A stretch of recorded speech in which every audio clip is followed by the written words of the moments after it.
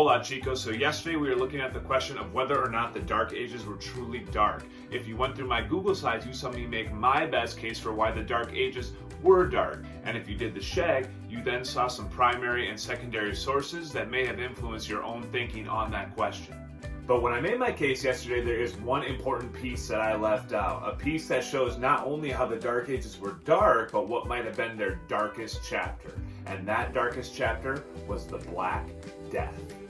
Even though the Black Death started in Asia and killed millions of people, we usually associate this plague with the continent of Europe, where it killed as many as 25 million people, a third of the European population.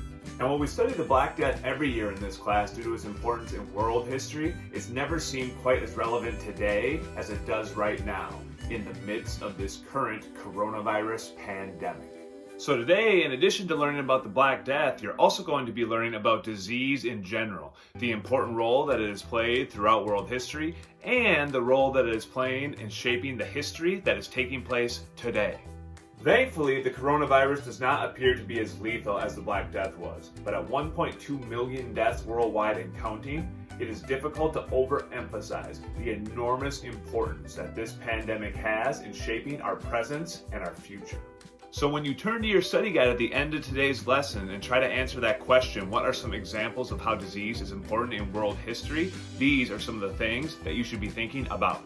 And since that is the last question on your study guide, that means that tomorrow is test day. So you should make sure that you are completing this study guide as thoroughly as possible, so it is as effective of a tool as it can be in helping you have success on this fifth and final summative assessment in this class. Adios. Right hand, say bye.